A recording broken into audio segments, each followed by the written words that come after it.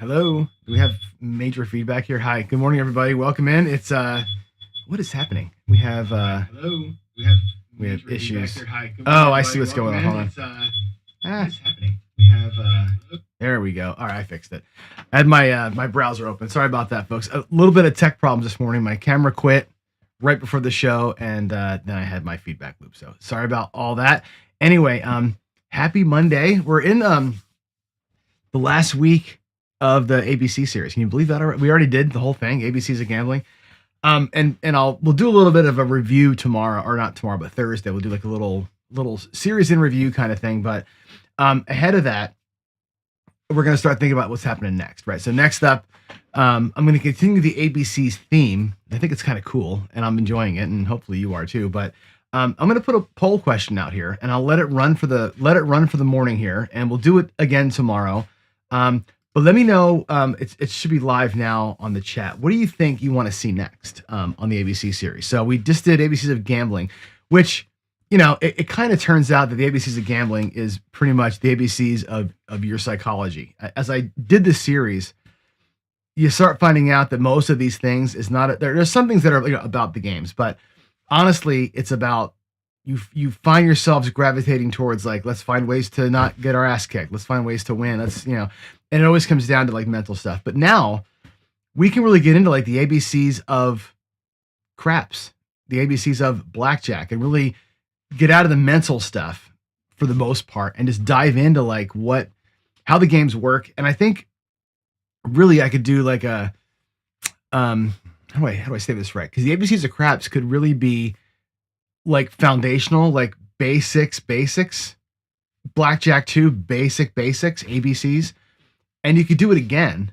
and have like an intermediate and an advanced of each of the games, right? You can actually do ABCs a couple of different times. Maybe we call them something different, but anyway, there's craps, blackjack, roulette. I could do video poker. We could do people. I think that's gonna be a fun one too. The ABCs of like gambling YouTubers, and we can just bring people in at the letter that their channel starts with that letter and just kind of interview them. And we can probably do that 5 times because there's so damn many of us, right? Anyway, let me know in the poll what you'd like to see next, and if you like this or not. If this was a dumb series, then I won't do it again. But if you enjoyed it and got something out of it, then yeah, let's work together and figure out what's next. I may take a week off. The other question I'm going to ask too, and I'll ask this again on Thursday. We'll do like more of a live stream kind of thing. But do you want it live or not?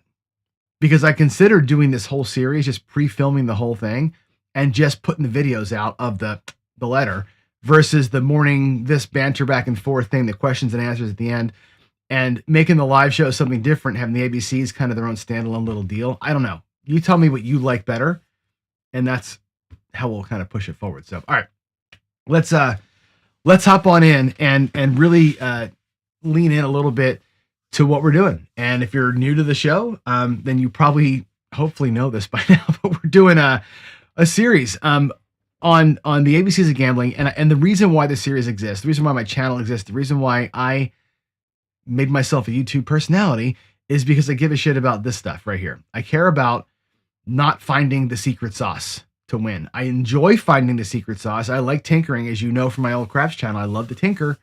And in future shows, we will tinker to try and find better ways to win, but it's not about that, right? It's about the realization that the casinos are in business to take all of your money. And I don't think people realize that. Today, the letter X, we're going to talk about this a little bit in today's show because it's important to understand what you're fighting against. And you're fighting against an entity that has unlimited money, unlimited time, and they exist only to take all of your money.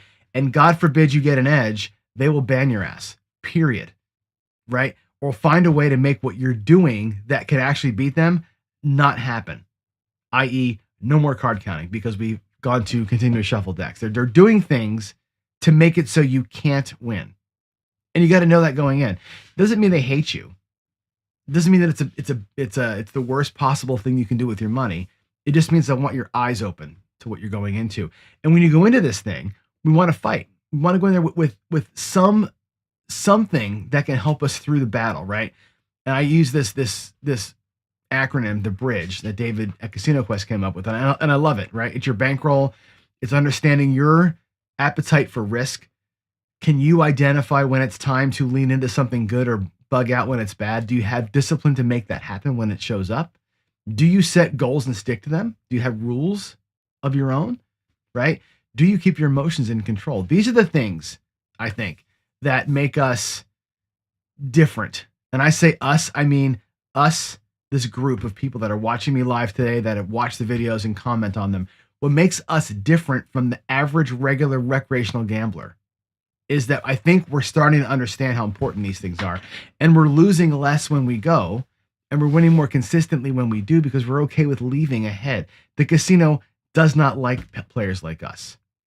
Okay? Not because they're worried we're going to beat them. If a billion people played the same way, yeah, they'd be in a little bit of trouble, maybe, right? But they don't like us because we're not feeding the beast, right? People who play like me and Dr. S and Ken and Joe and Skill and Luck, we're not feeding the beast by being there for 8-hour stretches and just tapping into that house edge all day long. We don't do that, and they don't love it. I can tell you that. So anyway, here we go. Let's move ahead with the ABCs. And again, we're almost done. The ABCs of Gambling was a series that concept that I came up with a while back, of like trying to find ways to frame all these gambling terms and concepts with the letter that they start with. And sometimes it's definition, sometimes it's psychology. Today's going to be a psychology day. It is today the letter X. And I have to do a full disclosure here. There is not a word out there that really begins with the letter X that matters. You'll see. I had to kind of shoehorn my way into the X factors here, but that's what this is, the X factors episode. So we've spent a lot of time talking about strategy and math and systems, and that's all foundational stuff. But knowing the math isn't enough, right? If that was the case, if you had a book, you'd be a winner, right? You buy all the books and you're not. That's not the way it works, right? Difference makers, I think, are harder to pin down. Like how much of the math actually hits you, right? How well you execute when money's on the line, whether you're honest enough to look at your own data and confront what it actually says to you. So today I want to get into some of the periphery, some of the intangibles, but not the fluffy stuff. And I think hopefully everything we covered today has got some kind of a measurable sort of impact. So with that said, here we go. Let's jump on into it and talk about some of the X factors. And I think X factors are things that can be measurable. And no amount of charm or table selection or good vibes changes the house edge. I know a lot of people who play based on vibe or energy, and I get it. They play based on trends, and I get the feeling of it, right? None of it changes the house edge on these games, right? Pass line bet is 1.41%, whether you're having the best night of your life or the worst day of your life. It doesn't matter, okay? So when I say things like the X factors matter, I'm not trying to sell something like mysticism or whatever out there, right? I'm talking about a couple of things that I think we can actually measure, and that's like how much the math hits you and how well you execute against it and how much you get back. So the first X factor would be something we call exposure control. Okay. Now, a fast blackjack dealer, a good one. And again, they measure these guys on what? Hands per hour. Accuracy, of course, in payments. Hands per hour. You measure a dealer, by the way, not in hands per hour. Unless you're a card counter, you could give two shits about hands per hour, most of you, right? You care about how's that interaction going? Am I having a good time tonight? Am I dealing with a sourpuss behind the table? That's what matters to you. That's your X factor, right? But in reality, a good dealer is pushing 80 hands an hour. A slow dealer at a break-in casino, 55 hands an hour, 40 hands an hour, depending, right? At $25 a hand in blackjack, if you're playing right, it's about a 0.5% house edge. That's the difference between the theoretical cost to you of $10 an hour and $6 an hour. Now, it doesn't seem like a whole lot, but it's a lot when you go, 20, 30 shoes into this thing. Same game, same bet, same strategy, right? But about a third, roughly, less cost because you picked a different table than another one. Okay, now again, if you're a card counter and you have some sort of edge because you've counted cards and you are playing in actually a hand shuffled, well ruled game, you want the 80 hands an hour. That's an X factor for you. If you're looking for entertainment, right? A slower table might be better off, right? You might want to be on a full table that takes a minute to deal. You follow? Experienced players, I think, do this kind of instinctively. Like it just, you scan for speed. You're looking at dealers who got it, who quote unquote got it, right? Is the table full? the pace of the game, and a 7 spot versus a 5 spot, how slow those games play. A craps table where the crew's chatty, right? And people are making all sorts of crazy complex bets, right? You're shopping for low cost per hour. Those are the things you're looking for. So consider some of that stuff, right? You're looking for energy vibe. Look for something that's measurable. How fast is the game going? And does the speed of the game help or hurt what I'm trying to do? And I think that's an interesting thing. For craps players, right? If you're a dice thrower, you want a fast game. People who practice throwing dice, like Joe Joe is here from Craps Master Journey. Dice throwers want a faster game.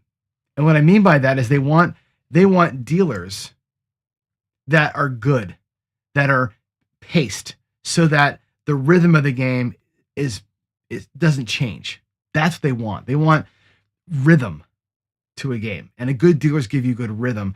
Slow craps games, again, if you're just betting the don't, take the slow game all day long. Right? All right. X Factor 2 is going to be this idea of quality of execution. Okay. Again, basic strategy in blackjack lowers that house edge. It's a number you can get to, right? But that assumes that you're playing every hand perfect. If you're fresh, you're focused, you're not making mistakes. You're tired, you're distracted, you're drinking, whatever. It's not a 0.5% house edge for you. It might be 0.75. It might be 1%. It might be 2 or 3% if you're not really playing the game right, because you're not executing correctly. And I think that goes into craps as well. Even roulette to some degree. If you're playing a complex roulette, and roulette is a lot of negative expectation, or not a lot of negative progression games. Craps is a lot of weird pressing moves. If you're not executing perfectly, you're going to get screwed. And I'm looking here at Skill and Luck. He makes some pretty complex strategies sometimes, right? If you're not on it and you screw it up, how many times have I played bubble craps and had my finger on the wrong thing and still press the spin button or the toss button, right? Execution is a big deal. And when you're distracted and tired and not focused, poor execution, especially in video poker or blackjack, where it's a literal chart you're following, can screw you, right? The math doesn't change, but your ability to play the math collapses for some reason, right? And that's an X factor. And the things, like knowing the things that keep you from executing perfectly, like knowing when you're fading out, tired wise, right? Knowing when to walk, knowing your shelf life, in other words, right? For most players, 90 minutes is about what you can do. I mean, think about that at work. How often, like, I know we're getting old here, right? But how long can you sit there at your desk before you got to get up and take a leak, right? It's the same thing at a craps table or at the blackjack table, right? Know what your shelf life is, and don't make poor decisions as a result, right? Make sure you're always on it. If you're ever not on it, you're giving money back. And I think we all have to remember that, especially on games like blackjack, where it's solved, and video poker where it's solved. If you make a mistake, you're just giving money back. Craps is such an emotional game. You give money back because you're feeling it, right? And that's what happens. All right, the third one, X factor, is what we call recovery rates. So, if two players go out and put $10K in over a weekend, let's say, right? One person earns back, whatever, 0.1% in comps. They got like a free buffet or some shit, right? The other player really understands comp mechanics, has a pit boss, rapport with the guy, and gets rated properly. He asks what his rating is. He might earn 0.3%. And again, it's still shitty, but it's $10 versus $30 in return. And you scale that over a year of play, and the gap becomes pretty wide, right? Social intelligence with the casino staff, it's not just about getting the freebies and being likable. To a little bit degree it is, right? But it's about making sure your play is captured right? Getting your full rated time, understanding what triggers offers and what doesn't. Players who treat the floor staff like an ATM machine, right?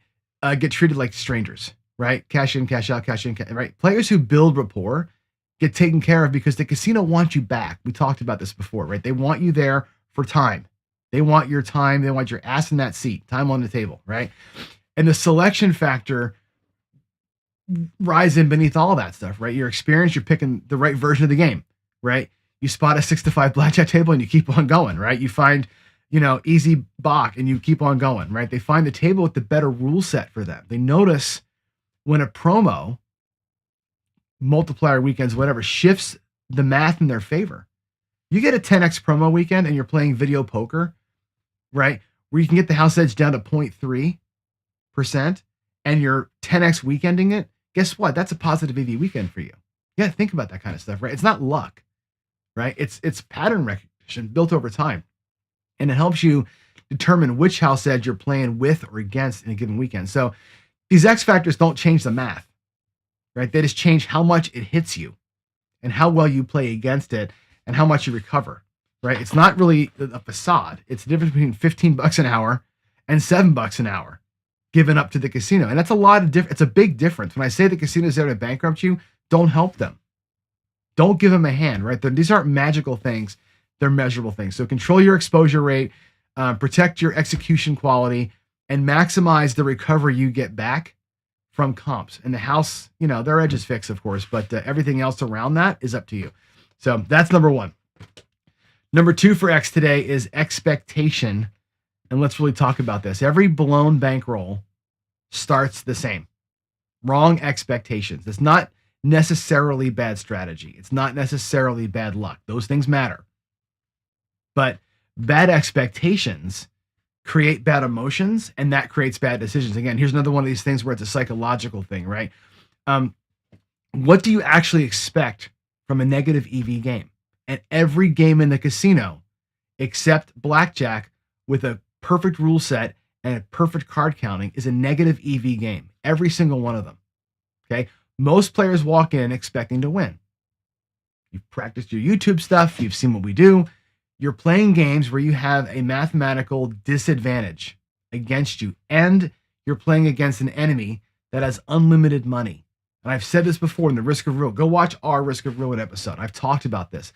Even if the game was fair, even if every single bet on the craps table paid perfect odds, if you got paid 6-5 on a 6 or an 8, you got paid 3-2 on the 5 and 9. If you got paid 38-1 or 37-1 on the roulette table, the casino would still bankrupt you.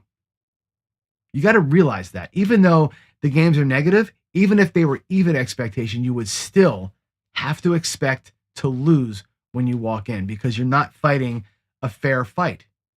It's literally bringing a knife to a gunfight. Okay. So set a real expectation, right? A $25 roulette player, 40 spins an hour on a 00 wheel is giving up 5.2% or whatever it is, right? That expected cost is $52 an hour. If you're 4 hours, it's $200. That's your cover charge, right? You're walking out losing around $200. You had a good night. Think about that. If you're playing roulette, $500 for 4 hours and you lose $200, you did exactly the right thing. That was a perfect day. You got to expect that. Okay. The luck, the good variant for you is like a bonus. You're hoping for that, but you can't expect that. Okay. What do you expect from variance? Expected loss. Expected loss is an average across thousands of sessions, right? Any single session, though, this hour, that hour, another hour, Tuesday, Thursday, those are going to be wildly different from the expectation. You got to expect that. That same roulette player might win $300 tonight and lose $600 the next night. Both of those are normal, and they both even out. In the end, you're going to lose what you're supposed to lose.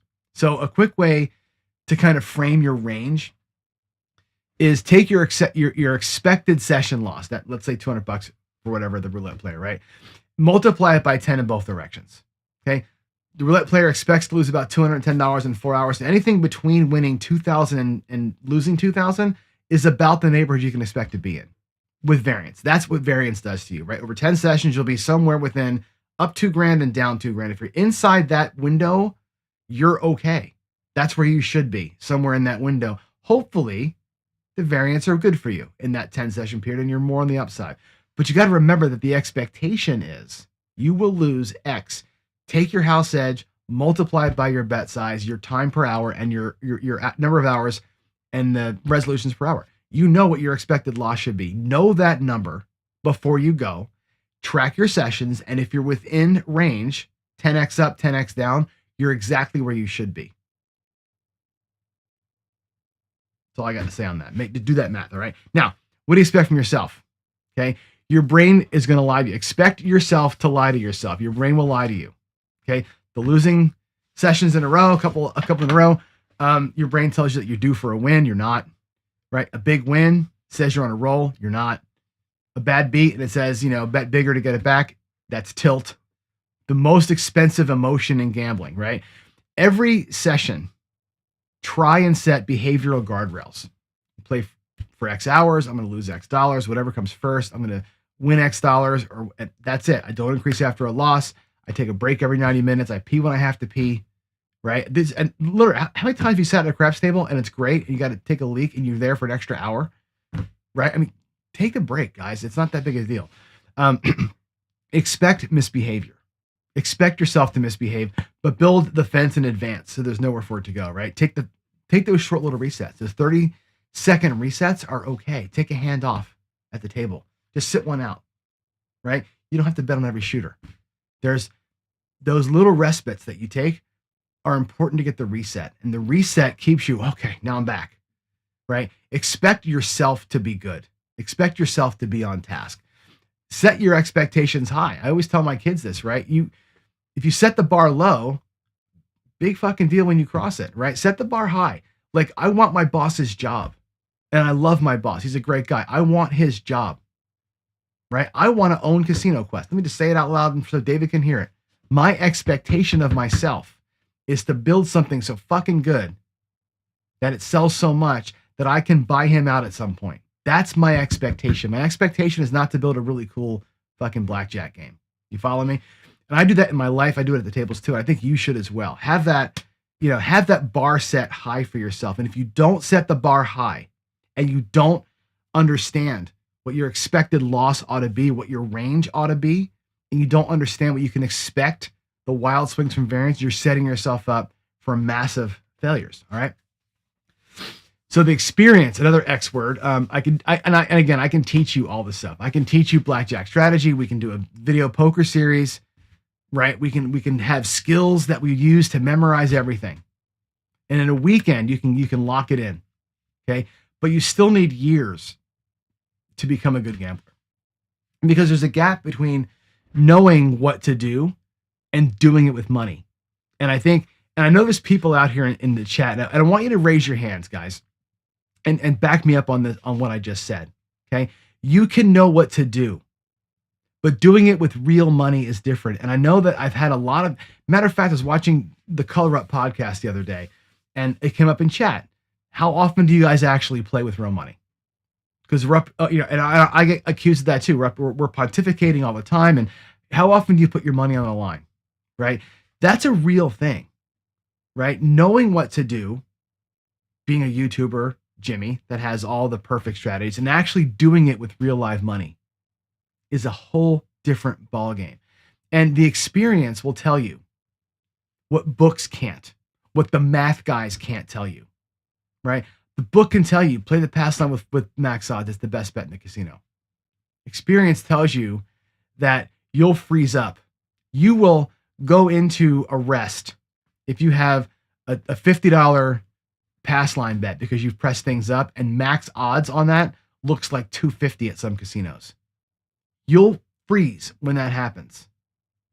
Experience with real money is different than the book going, see, you're going to shave the house edge down to 0.1%. Well, fuck that when you got to put $250 out there. Most people won't do that, right? That's experience. A book tells you to leave. I tell you to leave when you hit a loss limit.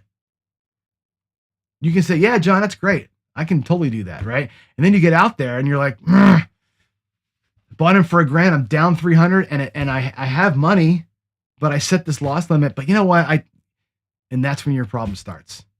Right? Experience tells you this isn't going well. And what do I say all the time? I give you the quote from Greg from 555 Craps. If you're getting punched in the face, hide your face. There are times when it's just not going well. And if the variant is going this way, even though the very next shooter might bring it back up, get your face out of the way. It doesn't matter if that shooter's the one. Get yourself out of harm's way. And that's not abstract. Right? These are things that are real, right? And it's data about yourself that you start to learn as you play more, right? How do you make experience count? Well, after every session, I say this all the time, not the next day, not that night, right away, write it down. What went well? What went wrong? What surprised me? Right? We've had this conversation before. What went well? What went wrong? What surprised me? Now, I'm a software developer. We use a coding methodology called agile development. Every day in agile, the team gets together and we have a conversation every single morning. We gather up and we say, what I do yesterday, what am I doing today? What went well? What didn't go well? Where do I need help? Those are the questions that we're asking ourselves as a team every day. Every day, every coder asks the team the same set of questions. They report on what they did and didn't do, where they need help, what's going well and what's not. That check-in, and especially if it's immediate, is immense for you, because you can go, oh, okay. And that's your we call them micro adjustments. You make a little tiny move and now you're getting better. After 10 sessions, you read your notes back to back to back. You might see a pattern that you didn't notice when it was happening, right? Maybe you always deviate at the same time or for the same reason, or maybe something is costing you more than something else does en route. This is the reason why I love craps. I play craps all the time, but I spend more time at a blackjack table now than craps, because at the moment I'm hitting that a little bit better. It's feeling better for me, right? And not because I'm not good at craps. It's just that right now craps is punching me in the face. I'm not willing to take the shot. I'll do something else. That's a mature, wise thing to do. Recognize when it's going on. See the pattern that I was following, change the pattern, let myself reset, and then come back at it. That's signal. The rest of the bullshit is noise, right? I want you to look at what we call breadth versus depth, right? Breadth versus depth. Playing only blackjack for 5 years, by the way, doesn't make you an experienced blackjack or experienced gambler. It makes you an experienced blackjack player who might panic the first time they go to a different kind of table, right? Breadth matters early, right? Playing different games at low stakes in your early days is great. Learning what energy does, like learning how decision-making works when it's going great. Finding out whether you have the patience for Baccarat or whether 3-card poker's speed matches your temperament. All these things matter in the short run as you're figuring things out. Then, once you know which games are suited for you, you go deep. That's blackjack, Baccarat, craps, roulette for me, right? Those are the games. And roulette's more of a drive-by kind of a game. I just like it because it's fun sometimes, right? But you go deep on the games that matter to you, that fit you, that fit your personality. Grinding. I love to grind. Blackjack and Baccarat. Give me 2 more grindy games than that, right?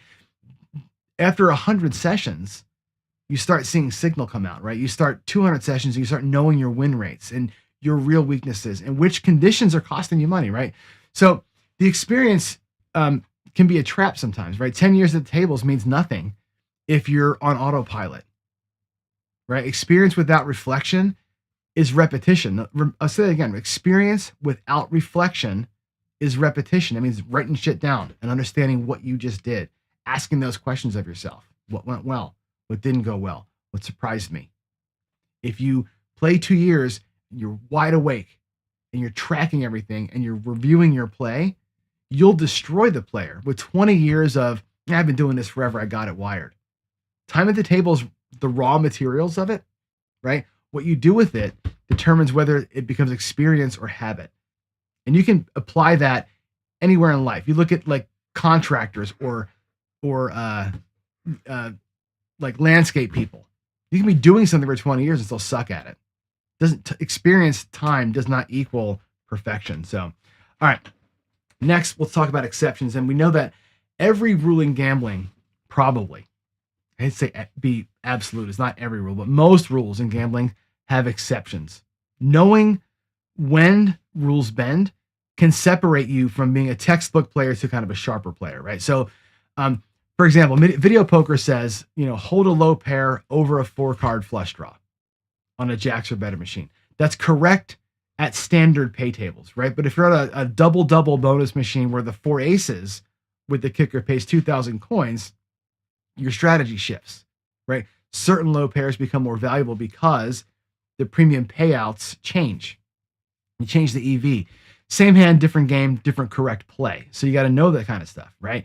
The principle extends everywhere, right? If you're a craps player who normally sticks to pass line with odds, you might deviate when the casino runs a promotion that offers 100x odds for a weekend. The standard advice might be conservative, The casino removes more of the edge. The exception might be to go leaning in, right? Play a different way to earn money so you can use profit play to maximize the 100x odds when you get the chance to, right? Bankroll expectations, or I'm sorry, bankroll exceptions. Standard play might say bet consistently within your bankroll, right? We can have that conversation all day long. But if you're in a tournament, blackjack tournament, slot tournament, video poker tournament, the consistent play gets you bounced. You're not playing against the house anymore. You're playing against other players. You're playing against chip stacks, right? Behind with 5 hands left, the wrong play of max betting might only be the only play that gets you back, right? The rules don't change. The game did. The goal did, right? And those loss rebate promotions, right? The 10x multiplier weekends, they flip the script in the same way. If they're giving you 20% back on your loss during your first session, your optimal play is higher variant than your normal game. The downside is capped, the upside isn't. So your usual conservative way to play might need to go a little bit over here on certain promotions, right? There are conditions that have exceptions, right? Roulette is interesting because there's no strategy decision, right? But the exceptions exist. A single zero wheel versus a double zero wheel is mathematically superior, right? But if your bankroll is $200, the single zero wheel will eat you up in 15 minutes because the minimums are so high and the rule sets are different, right? The rule sets on a single zero wheel are different. The way that you bet is different than on a double zero wheel. It might give you more play, more chances, more cracks at the apple. The better game might be worse for you given your bankroll. And craps the same thing, right? A full table with a slow crew might get 30 rolls an hour. A heads up table with a great dealer, you might get closer to 65 or 70. And your hourly cost triples. Even though your bets are identical, you're losing more faster. Sometimes the wrong game at the right pace costs you less than the right game at the wrong pace. Okay. So a rule about exceptions is this, right? You earn exceptions by mastering the standards first, right? Video poker player who holds, 3 to a royal over a paying pair because it felt right isn't playing an exception. They're torching money. A player who does it because the progressive crossed the break-even threshold and they ran the numbers, that's an adjustment. That's an exceptional adjustment that they made. The difference is knowing why standard play is correct and when it's not. If you understand the exceptions, and again, you get that through study, through wisdom, through experience, right? Then you can use that as information, not as a feeling. So that's my thoughts on exceptions. Okay, next up. Hello, what's going on? Oh, you know what? I did the wrong thing. There it is. Let's press that one. Is that the right one? There we go. And this is, I think, our last topic here, which is to examine yourself. And again, remember or recognize the lie that you tell yourself. And you can ask anybody, right? Ask anybody how they're doing this year. About even, right? Or they'll tell you about the 2 huge wins they had, right? They'll tell you the story of the $1,000 4 with the $500 hard 4 they hit. That's what you'll hear about. You'll hear about the time they rolled 37, twice in a row, or the cruise ship that nobody else was on. You'll hear about that. The royal they hit. The night that the roulette table, they hit their dozen 6 times in a row. What you won't hear about is the 12 consecutive losses they had. And I have told you this myself, right? I've been on such a awful run at craps. I think I've lost 9 or 10 sessions in a row at craps. There was right? For whatever reason, just bad variant, right? It happens. It happens. I'm okay with telling you that. It's my job to tell you and be honest with you, right? Most players won't do that. Most YouTubers won't do that, right? Because it's not part of the highlight reel, right? The highlight reel is it's replaying my ego, my good memories, right? And it's not a personality flaw that most people, it's just how your brain works, right? You remember vivid things, right? If you think about a big win as on a graph, it's a big spike, right? Or a big loss is a big spike. Think about those as being like impressions in your brain. All the noise, all the little ones don't matter so much, right? Those big losses and the big wins, those things are what impress on your brain. And I can tell you, when somebody asks you how you're doing, how's it been for you, you're not going to go to the losses. You're going to go to the good stuff. You're going to go right to the high bar memories. That's what you're going to do. It just is what it is. Your memory of gambling is really useless if you think about it. The only thing that matters is what you wrote down and tracked. So that's why we talk about these post-session audits, right? When you audit your play when you're done. Did I stick to my plan or did I deviate? And if I deviated, when? And what made me do it, right? Did I play my intended game or did I drift into something else? Did I start playing the skill 66 and move into 160 across three press, right? Did I get pissed off and make a bad decision? Did my quick stop at the slot machine on the way out, how much money did that cost me, right? My roulette drive-bys. What was my emotional state when I made my biggest bet? Was I calm or was I in reactive state? Did I leave when I wanted to, or did the money make me leave? Did it decide for me? That's an interesting question, right? Did I leave on my own terms, or did the money make me leave? Sometimes those are the same thing, by the way. A lot of times they are not for most people, right? Would I make the same decisions I made tonight if I replayed that same session sober and well rested, right? Again, you could ask yourself 15, 20 questions after every session. All of those questions matter. All the answers matter because you start seeing your personal patterns. And when your patterns emerge and you examine yourself, you go, oh my God, I'm killing it. I'm killing I'm killing independent George. Remember from Seinfeld, right? I'm killing myself over here because I'm doing things in a pattern that are harmful. You don't know it until you write that shit down. You got to write it down. Okay. What might the data reveal to you, right? A video poker player might track 30 sessions and say, oh man, the results on Jack or better were solid, but you're giving back 40% on double bonus, right? Game has a higher variance, right? Different jackpotting, right? The bonus game wasn't a reward. It was a leak. And you only find that out when you write it down, right?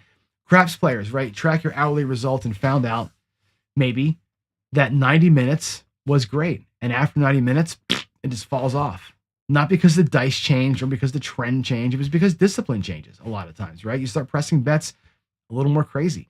How many times have I gotten on a table and I've had a good little run, right? Guys shooting the dice and, you get your five started at $10. You get it pressed up to, I've had from $10 to 300 many, many times, right? Not hit the $300 bet. You're like, damn it, man, I wish should have collected when it was at 2, right? Or, boy, that was really cool to get it up that high. Let's try that again. And then you start burning $10 on that 5 to get it back to 300 on the next 8 shooters. And right? That's 5 or $10 times 8 shooters on one number that you're throwing away. Data like that gives you a rule, right? It gives you rules to follow and your results will change. Trust me. And you can find patterns. When you look at things you write down, you cannot find patterns, actual patterns by your feel, right? So it could be uncomfortable to review and see something you don't want to. It can be uncomfortable, right? This game costs you more than you want to admit it does, right? The time of night when your decisions go sideways, the people you choose to play with might also be a bad influence. Think about that, right? The bet size that creeps up when you're losing. All these things can be uncomfortable, but only if you actually see them, right? The one you want to explain away, right? The one you want to is the biggest leak. The one you want to go, but if you're saying that, that's a huge ass leak, and that should be the biggest red flag for you. You should circle that in your journal. Okay, your memory lies, the data doesn't lie, right? You ask those questions after your sessions. Keep yourself honest by tracking things, and be willing to look at the patterns and make adjustments. Those are enormous things, I think, in the grand scheme of things. All right, let's wrap up the letter X here. And the takeaway is this, I think. The house edge is fixed. You can't change it. You can't cast a spell and charm your way past it.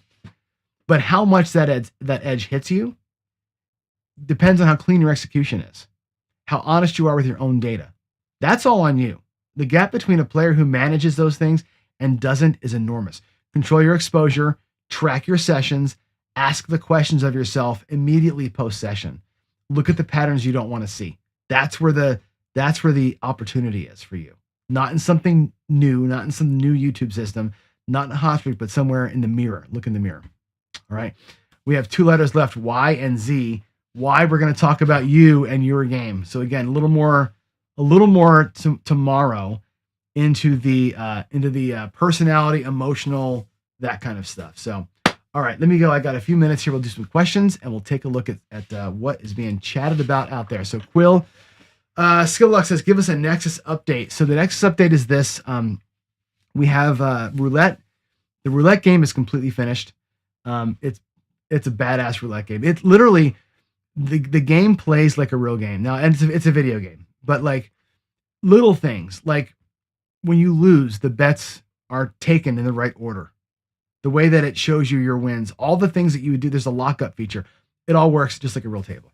Blackjack is almost done. We're adding in basic strategy and a couple things this week, and that game will be done probably by the end of the week. I expect to have a beta release of both games in the full Nexus Casino this week, probably Friday or Monday. The Nexus app itself, which is where you do all the session logging and tracking, that is done. It's ready for release. I'm going to add a new feature this week. Actually, I'm doing some AI work with it.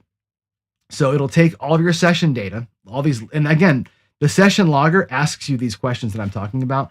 It'll take all those questions and it'll help you with AI provide pattern recognition. It'll summarize your sessions. It'll start finding those patterns that you maybe can't see and find. So it's Apple's approved it. It's just a matter of polishing it up. So it's almost done. We're doing really, really well. All right, Dr. S and Blackjack. When you quote these 0.5% EV, yes. So that assumes a flat bet. You're exactly right. The EV that you get in these games is based on flat betting. It really doesn't matter if you progress your bets and you lose at the right rate. You'll lose a 3-level press versus a 10-level press. It doesn't matter. Ultimately, the house edge on every bet is taken into account. But when I give you numbers like if you're a $2,000 player playing $25 a hand for hours, that assumes a flat bet. So when I give you dollar amounts in these examples, it assumes a flat bet over time. And again, when I run big simulations and I do like a 1-3-2-4 or a flat bet or a parlay or an up and pull, at the end, the house edge is the same. When you look at 10,000 shoes, in the end, the house edge is the same across all of it. You may have bigger wins in the middle because of your larger bet sizes, but the losses also get capped as well, or get exploded as well. But in the end, EV is still the same.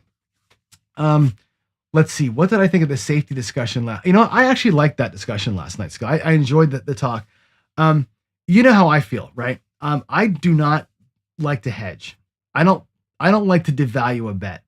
Now I get what you're doing, which is like laying a number to get a don't pass bet out is different than hopping the reds to get a don't pass bet out. One of them is a guaranteed bleed off the don't. One of them is it's a safety net. When the safety net gets broken, though, when you hit the lay, now that don't has to win 5-6 times to get it caught up. The reason why I don't do that is because I don't want to give them the edge twice. You're giving them the house edge on 2 bets versus just one. If you're gonna give it up, just give it up.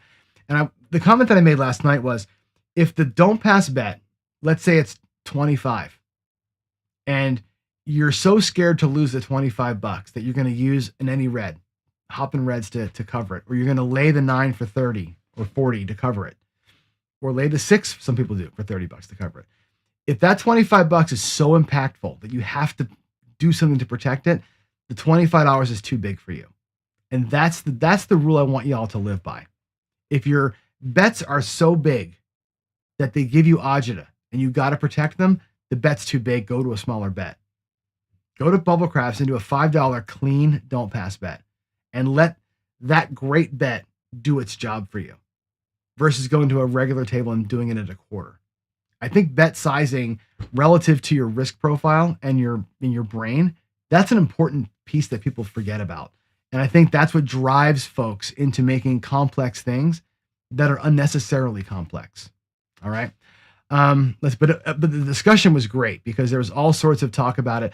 And I even gave the example last night. I don't think that they caught on what I was trying to say, but if you're going to look to win $150 on average every day, one player goes out 440 inside and takes the one hit for 140 and stops playing, right? He's got a 75% chance to win that bet, roughly. That guy's got a better shot of doing it than somebody who's betting 64 across and having to win 14 times or 10 times rather, right? For a $14 average bet, right? Winning 10 times before you lose is so much harder than winning once. Now, the 440 hurts more than the 64. So it feels safer to lose $64 at a time versus losing 440 in one shot. But I got to tell you, the percentages of winning the 150 with the bigger bet for one shot is a much bigger chance than winning 10 times more than you should down at the lower levels, which is safer. To your bankroll, 64 at a time sure feels safer till you lose 10 of them. 440 feels like it's big risk, but it's safer in the long run. And it's hard to quantify that for most people. Again, because most people don't play with a goal. They play to play. I'm not playing to play. I'm playing to make money. So for me, when I can afford it, my chosen play is a 320 for 2 hits and out when I have the dice. 320, 2 hits and out, let the pass line bet right off, and I'm out. That's my coffee run. A better chance of doing that than trying to run 44 inside for an hour and a half. That's just the way I feel, right? That's just me. But it was a great talk last night, sure. Should I ever surrender? Yes. Go to Blackjack Apprentice. Highly recommend the channel. Colin's great. The teaching is good. There's a bunch of books on this too. If they offer surrender, surrender's a good bet if you're card counting. If you're in the right count in the right hands, surrendering lowers your house edge even further. It goes from 0.5 down to 0.3 something. If you have a surrender table, if you have late surrender, even better. Sometimes you can surrender after a card's been dealt, right? That was an Atlantic City rule for a long time. If you can find a surrender table, find it. Good luck to you. They don't exist very much unless you're in high limit rooms. But if you can find a surrender 3-2 table somewhere that's hand shuffled, jump in. That's a great game. Let's see. We have try your best to bet and make your next move responsibly. It's very hard, Kevin, to stay with that, right? Craps Chat, we Skill and I have been talking about this, but not frequently enough. We got to get back on the track. Now that we have, again, you've got Casino Tears doing a live, you've got Chris and Old Bay doing a live, their podcast. Obviously Jeremy's doing a podcast. I don't want Craps Chat to be another show where a bunch of people talk about craps, because we already have that.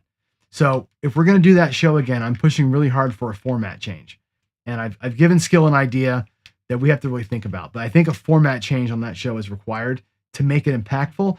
Not because I don't want to compete with anybody, but I want to give people their space, right? Their room to breathe. That show needs to be a format that's interesting on its own. So yes, we're talking about it, but I'll take the heat on not driving it because it's me, right? Let's see. So the fire department calls it a PIA, post-incident analysis.